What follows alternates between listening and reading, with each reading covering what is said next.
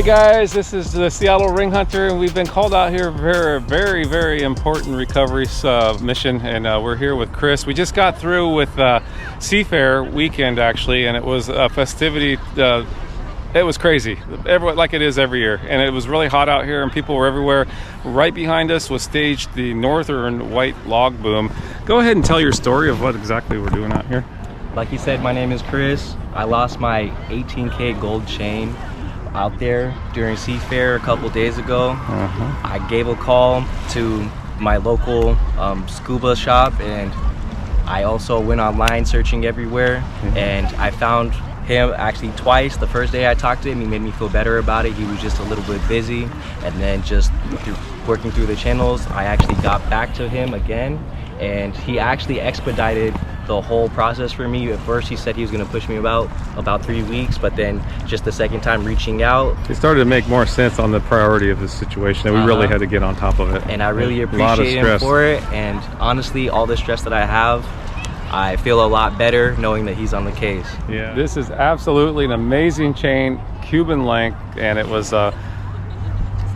can you share a little bit of the situation? Because I know when I initially saw it, I was thinking 20 some odd inches. I thought maybe you just ducked your head down in the water, because you were moving from one boat, a speedboat. Yes, I was moving from one of the bigger boats that we were all kind of hanging out on during SeaFair, watching the shows and the boat show, and then I was leaving on a smaller speedboat, so the chain is long enough to where it could come up around my neck, so I wanted to avoid that, and I actually put it in my hand in the transfer. Yeah, your pinky finger's got a little bit of carnage on it. I almost, it was enough. It generated enough force from the 2-foot drop when I jumped off of the boat to get into the speedboat that it actually tore out of my hand.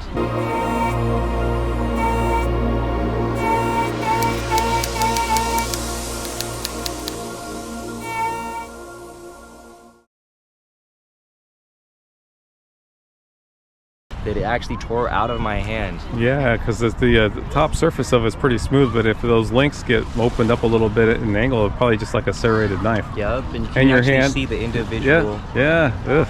So that wasn't exciting at all. No, it wasn't. And then you started stressing like, oh shit, what I just didn't want to happen happened. I actually, yes, exactly. I actually went down. I tried to dive as far as possible, but 60 feet out, not gonna happen. 60 feet deep, guys. Yep, but let's go ahead and see if we can get through this and get on with this here.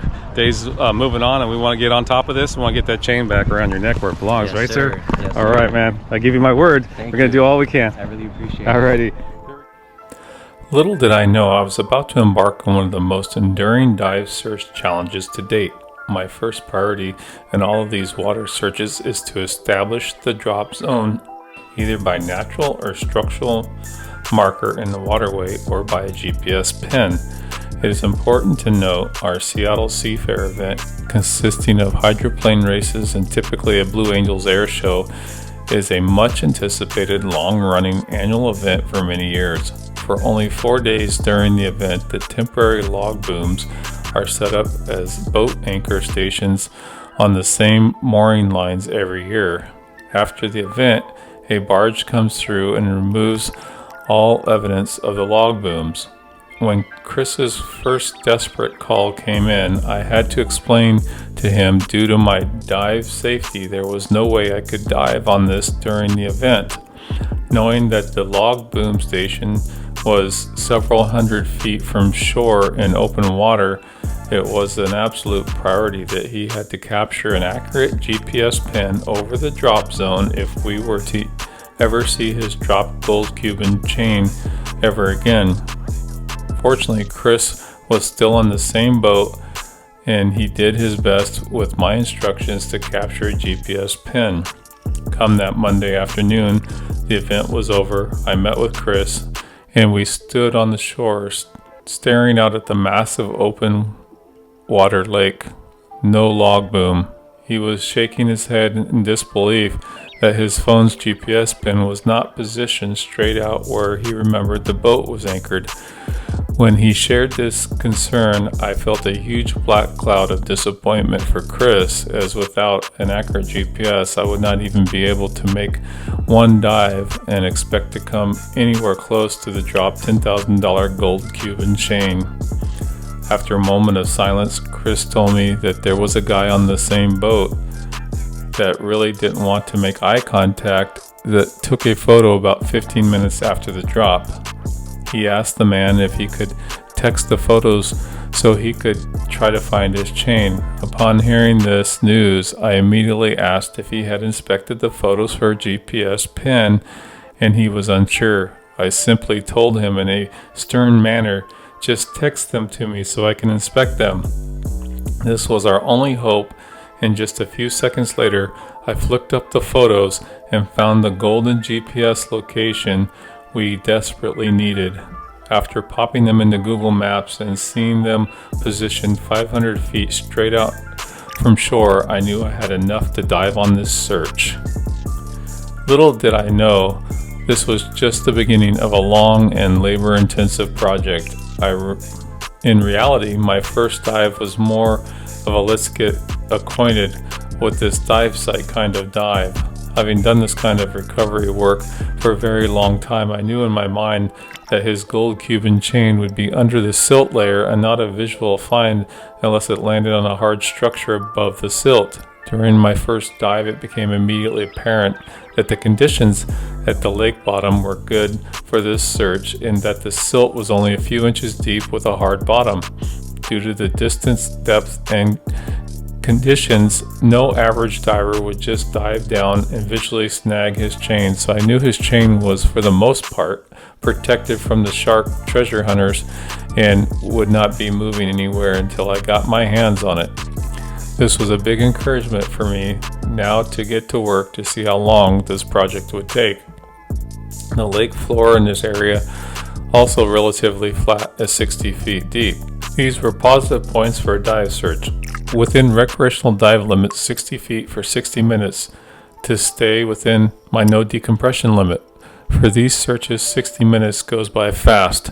On my first dive, I was quickly overtaken by the massive amount of trash laying about like an airplane crash debris field. Everything from beer cans, beer bottles, wine bottles, sunglasses, plastic Mardi Gras beads, barbecue grills, lighters, vapes, and essentially anything that can fall off of a boat littered the lake floor. This all translates to a lot of metal trash and a lot of work removing, collecting, and scanning the area with my metal detector for the lost gold Cuban chain. Seeing all the trash was encouraging that I was over the log boom. However, there is still quite a bit of uncertainty if I'm over the drop zone precisely or not. Well, on my second dive, 10 days after the drop, I dove down and got a signal in the silt. I plunged my hand into the silt and pulled out an Apple Watch, and lo and behold, it was still in low power mode with the clock still displayed telling me this was a fresh drop. I was so excited and only hoped there was no passcode so I could find the owner to return his watch, and mostly to gain additional information of when and how he lost it. After returning home that evening, I quickly placed the watch on a charger, knowing the Apple Watches are good past 100 feet and it had only been at 60, so it was not damaged, still working as intended. After the watch was fully charged, I was blessed to find there was no passcode. I quickly found the owner had turned off the cellular, as they most likely never expected to ever see it again, and opted for a replacement order. I obtained the owner's mother's phone number and his email address. I sent a "you won't believe this" message, guess what I found, and went to bed. The next morning, my phone was ringing and we had a very happy conversation. Caught up in the fact that he'd never expected to get his watch back, I asked him, "What day did you lose your watch? Friday, Saturday, or Sunday?" He said it was on Friday. I got very excited as I knew that to be the day Chris lost his gold Cuban chain. I then asked the young man, "Do you recall if anyone else lost anything that day?" He responded with a bit of energy that some dude lost a $10,000 gold Cuban chain on the same day. I said, "Yes, exactly. That is why I was diving there to find the chain." I asked a final follow-up question. Was the boat he jumped off of to the north or south of the boat you were on? He said the guy jumped from the same boat I lost my Apple Watch from. At this point, I had been given a huge gift. The gift being this absolute assurance that the GPS pin we had was absolutely spot on over the drop zone. Now I could invest as much time as necessary chasing after Chris's lost gold Cuban necklace chain. I know my process was good enough to get the job done, yet through this whole process, after several dives and no finds, I began to review my equipment and processes, looking for ways to make improvements. Improvements is exactly what I did. But yeah, the dives are carrying on, but through this process I've been grateful and more than thankful, because it's pushed me to the next level in these deeper dive searches. I've done some improvements, I've done some upgrades throughout the process. You probably at this point have seen some of these things come about. Just real quickly here to point them out, we did go ahead and get a downrigger, a small kayak downrigger, and put it up on the float here so we can bring up the sand shark. We improved the bag here, which has got some foam insert into it for the cell phone when I'm using that for GPS location. We've also got over here an improvement on the pinpointer. So now at depth, these little rubber buttons aren't going to get pressed in and put it into that crappy little dive mode. We got this here, which is some piezoelectric push buttons, which is going to be real super nice. We've also got the Nerd 2 by Shearwater going to be in the eyeball as far as dive computer. We'll have redundant dive computers. But all right, guys, a phenomenal, absolute game-changing piece of kit right here. We got the Shearwater Nerd 2. Tech divers are well aware of what this dive computer is all about. It's not for everybody. There's a very specific application and a need for having it. It's a great safety mitigation and a great assistance and a great tool and a bit of redundancy for myself and my current dive configuration. But here it is. We got the Perdix 2 on the wrist here, as most of you divers are aware of. That's a great computer, and this software inside of this guy here, the Nerd 2, is almost parallel to it, and the menu, screen flows, everything are pretty much can be configured to look almost identical. Which is great. This is an in-eye or heads-up display dive computer, so it's going to be just a few inches right below the diver's eye. You can pick, usually it's for open circuit, it's going to be mounted off of the hose off the second stage right here, so I'll show you and demonstrate here in just a moment. With that being said, it'll just kick right underneath the eye there. I actually have my dive mask in here, and that'll be put on in a moment. That's actually RX lenses in there, and with those there's absolutely zero problems. There's a magnifier inside of here because they're trying to make the small screen inside of this little device large enough so when you look at it you can actually read it, and you can absolutely read it. It is not a problem. It doesn't seem to be very intrusive at all. It just sits down there and you can just glance down and see all your dives. Okay guys, so let me show you what I've come up with as an ultimate solution for the cell phone slate holder that I like to call it, the cell phone slate. Obviously, as we said before, this is not intended for actually taking underneath the water for the dive. It's only for surface support, so I'm utilizing the latest iPhone and Google Maps with a pin that's been generated by the person that lost the item, and we're getting over the top of that. Once we get the two circles lined up on the Google Maps, the pin and my current location with the cell phone, then I'm able to drop my anchor system down over the center point of that drop zone and dive down and do the search. So let me go ahead and show you what we got going on here. Got it mocked up here, and it'll make a lot of sense once we just take a look here. So we're looking down here, we got the dive float, and this is what I came up with. This is a King starboard, marine grade UV protectant material that's used in all the fancy yachts, boats, marine application. Over at the plastic shop, I had Tap Plastic. They actually cut this out for me, this base piece here, and then I went online and found some appropriate inserts, as you can see here, and they're all stainless hardware, and I pinched the bag in here. So now I have a handle on this. I've got the phone in a waterproof bag that's big enough where I can hold it and not touch the screen as much. I've got a lanyard on it, and the way that I've set this up for why there's this stem on the bottom, it wasn't so much as a handle, but it does help as a handle. I got a lanyard attachment, so I can go ahead and clip that off inside of the float, and then these metal flat D-rings, so to speak, I've got a bunch of them lined up there, kind of like a little rib cage system, and boom, just like that. So I can be in the water, down here in the water, you know, I'm going to be, my head's about this high down in the water, and I can actually turn on the phone and Let's see here. Let's see. Face ID works. Not when I have my dive gear on, but I do, because of the dry gloves, I have to use the this guy here. It's a little slow, but it does work. And then when I get to the area that I need to go to, I can swim out to it.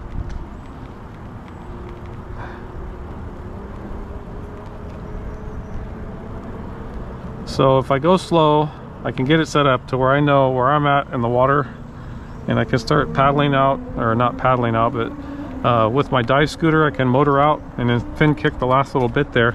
But I can set it up here. The phone, I used to take the phone in the dry bag and just throw it down in here, and this would be full of water in the inside of here, and it's kind of get underwater a little bit, and it was like pick it back up, and then it has to get the GPS signal again. But this will be the most the best actually for having a clear view to the sky with the satellites and the GPS and everything. So it'll always be fresh, it'll be ready to go, and I can kind of see it, and I don't have to actually hold it or anything, and I can just look up and get myself positioned. My Sand Shark anchor system here has a quick release down below here as we're looking, so I can undo all this and actually grab that real quick. That should go back on top of here, but when I open this up, I can actually put my line on here.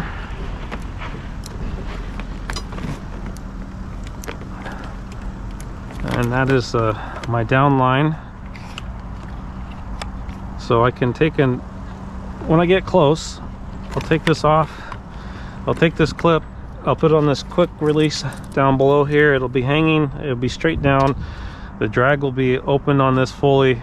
And so basically all I have to do is take and pull on this, boom, it shoots straight down to the bottom when I'm right over the top. Right now we've got just a little bit of a surface wind, not too much, but once I deploy that, it'll shoot straight down to the bottom, and it'll get me right over my drop zone, and then I can lock that off, and it'll hold everything. It's more than sufficient as a as my down line, and yeah, shot line, down line, whatever you want to call it, basically holds all this overhead. And I've got the little light and everything going, so this is going to be really nice and helpful and handy. I can take it, I can be out front here in the water if I need to be around with the phone at all to see exactly where I need to be, and I can just easily slot it back in. And if I'm in the water and I need to have a lower hold on it, I can just do this. I don't have to necessarily use the handhold at the top. It was just convenient. Went to the kitchen and got a cutting board and just traced out that, and so they were able to put on a piece of cardboard and mocked it up, basically with all the measurements. A piece of cardboard, took it over to Tap Plastic up north, and they were able to cut that out and picked it up a day later. Basically it was ready. So very cool. I'm so excited to be able to have this capability. I can actually turn the phone off. There we go, just by pushing on the foam on the, we'll hit the button on the side, the phone's like that, and when I get ready to do the dive, I can just lay it down in here, so it's not drawing as much attention, and it's not being used for the actual dive. So I'm excited about this. It turned out really nice. It's just another thing. This here is King starboard as well, big chunk, 2 pieces of it, to get this platform put up for this downrigger, which just makes it so much easier to wind this whole thing up at the end of the dive, instead of trying to go hand over hand with a spool like that floating around in the water, not dropping everything. It's just pain in the ass. So got a little bit of a thought process put into every single bit of this, and we're looking forward to it. So hopefully today is the day that we go and grab that chain. It's sitting out there, right out there, guys, over there somewhere. I know where it's at. I just got to get it picked up, get it put in the bag, and get it put in the ring vault actually, so it's secure. We don't want to lose that out of a trash bag. No way in heck that we want that. So we got a special containment system for it. You'll see that once we recover it with the metal detector out of the silt, and we'll get it back on Christian's neck where it belongs. Come along for the dive, guys. Hopefully this is a conclusion to a lot of dives. It'll be a lot of time and effort put into this, but it'd be great once we get it recovered. Here we go.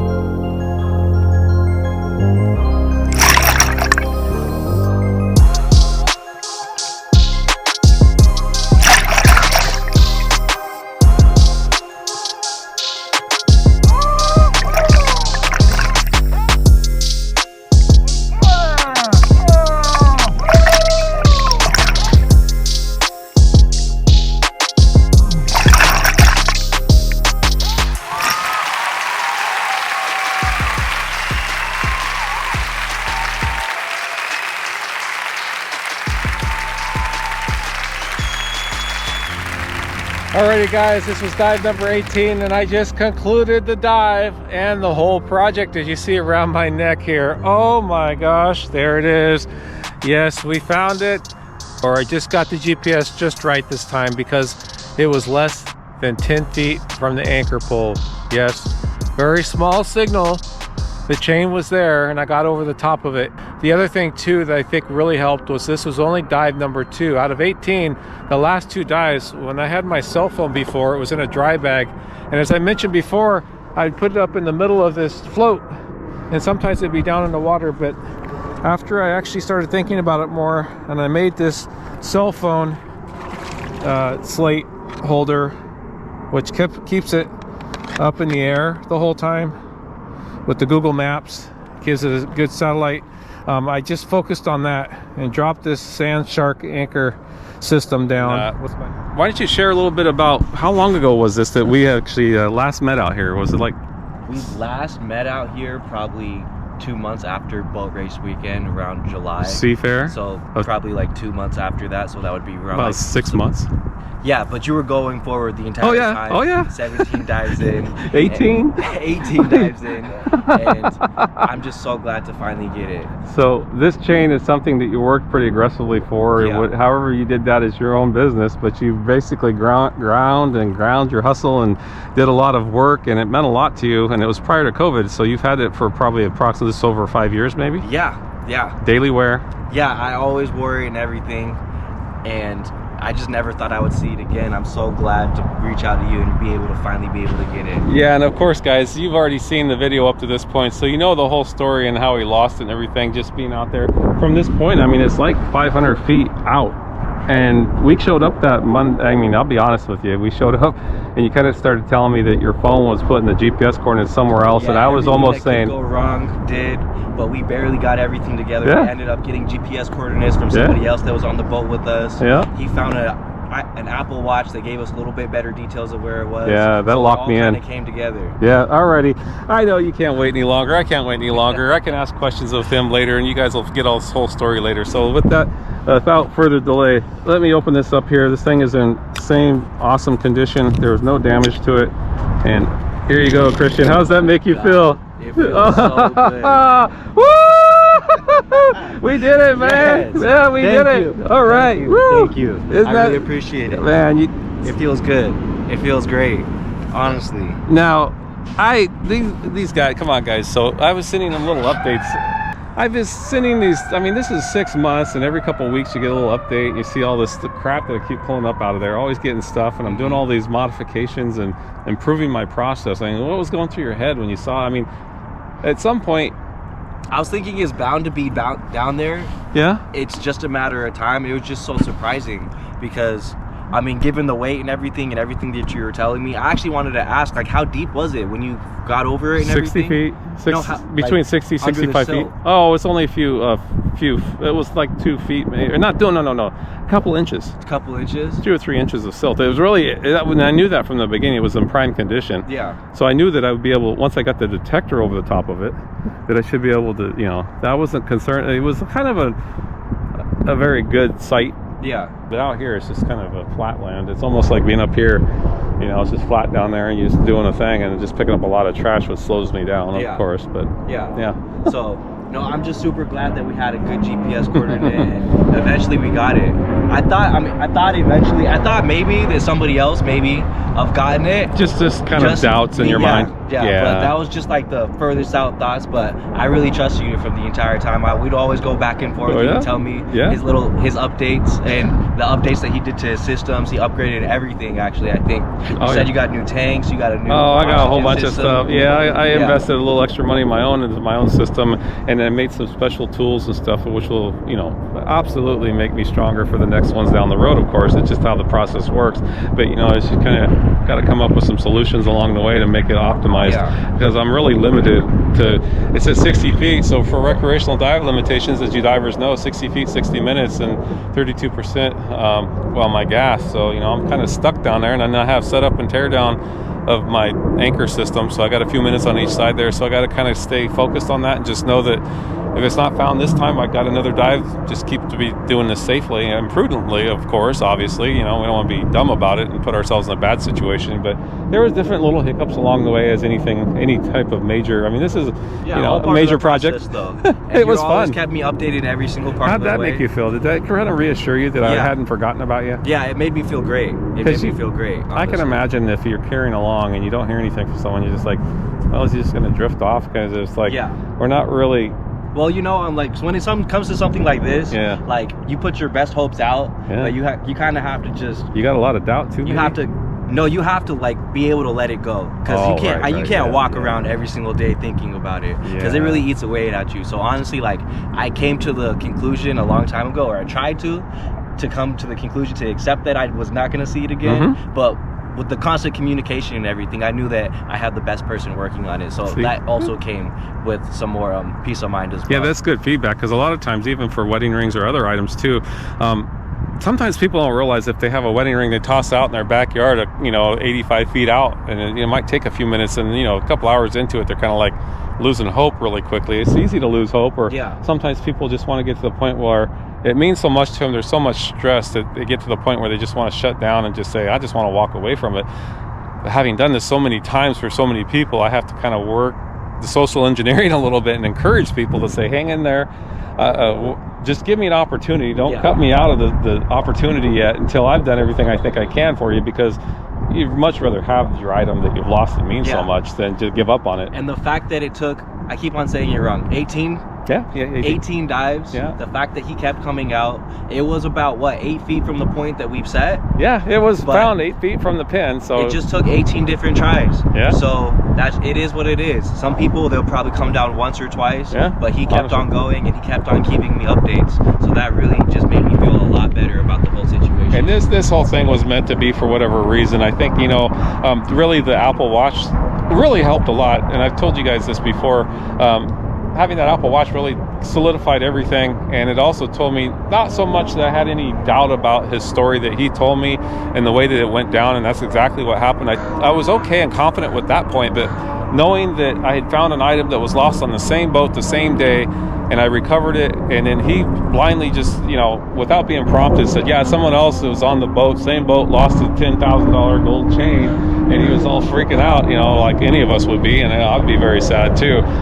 That really gave me the confidence to continue on no matter what. Then it was a vendetta between me and the lake to see how long it was going to take to get this figured out, which was getting a few more of my processes more defined and more kind of tuned in, so to speak, to be very effective at what we're trying to accomplish out here. And it's easy to walk away from this stuff, but even if it was a wedding ring too, it's because they're smaller, sometimes you're kind of wondering, but now that you have stacked these successes up, I can kind of take energy from that and say, I know that this one is worthy of more effort. And they're not always. At some point we have to cut away from some of them, and sometimes they just haunt haunt me sometimes because I know there's some work in progress sitting out there. Yeah. And some of you other guys out there that see this video will know what I'm talking about. And you know, if we get a crack in the case or more information somehow pops up, you know, I'll be right out there trying to get some of the other stuff that's still missing in action, unfortunately. Some very important and sentimental stuff, and hopefully someday we get to conclude those stories as well.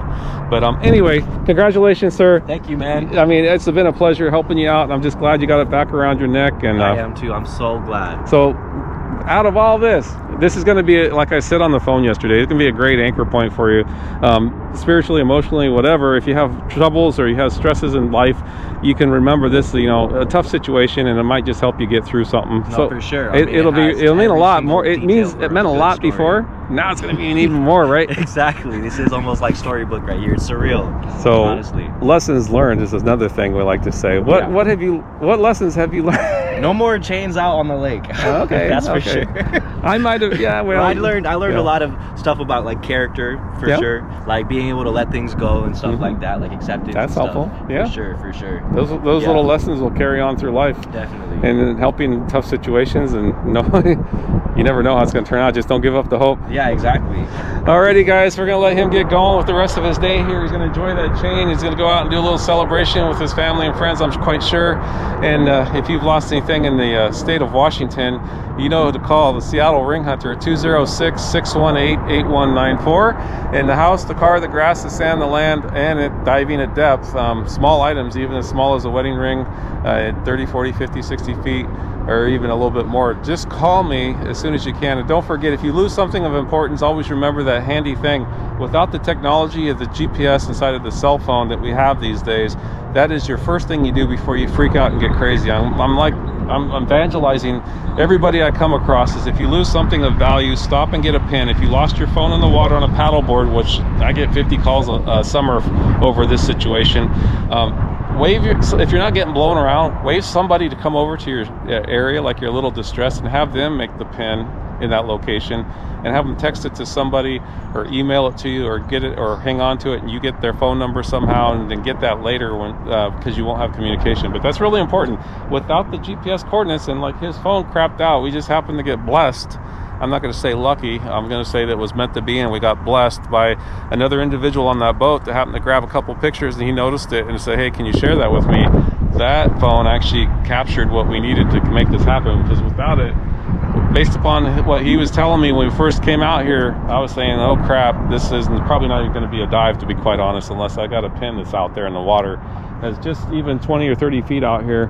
It's really, really difficult to search a lot of area. But anyway, we're going to let you guys get going. Keep your valuables safe. Stay safe. Until next time, this is Seattle Ring Hunter. Woo! This is the guy right here. This is the guy. Alrighty, man. Let's go. Let's go.